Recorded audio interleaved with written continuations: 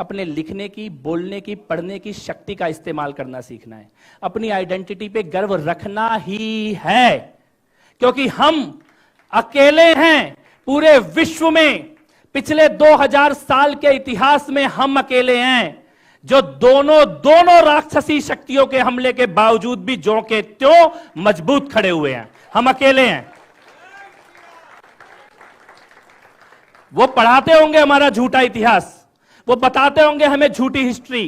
500 साल तक इस देश में ऐसी एक भी सरकार, ऐसी एक भी सत्ता नहीं थी जो प्रयागराज का असली नाम बताती हो।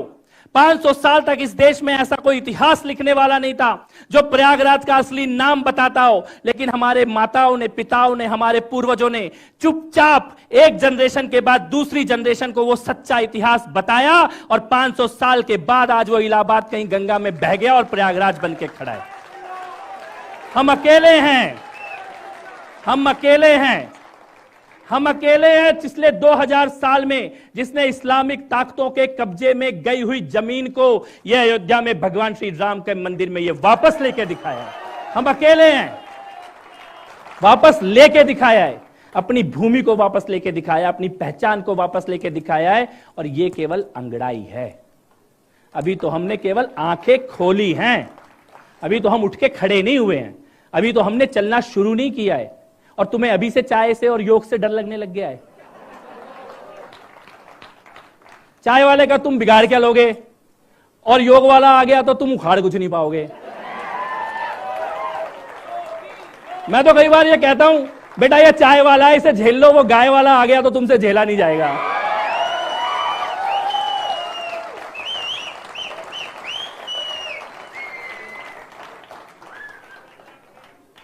हमारा तो दर्द है, हमारे दिल्ली में गलत आदमी बैठा हुआ है, वरना वो ताहिर हुसैन की कातिल बिल्डिंग आज उसके ऊपर बुलडोजर चल रहा होता।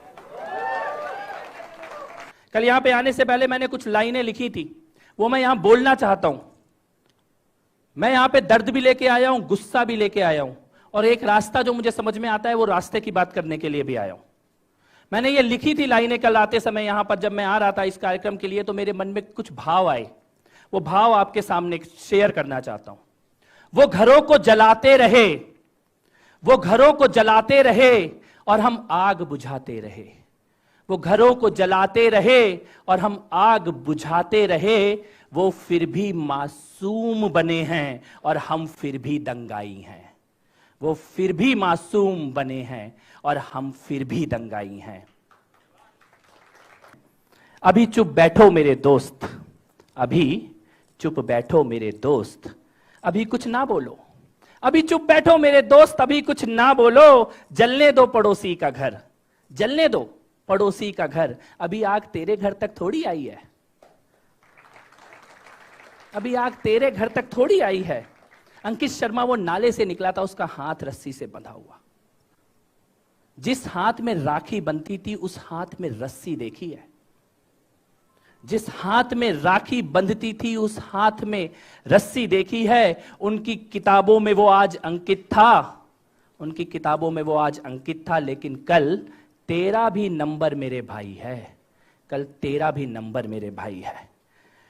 तू परेशान नहीं है, ये मेरी परेशानी है।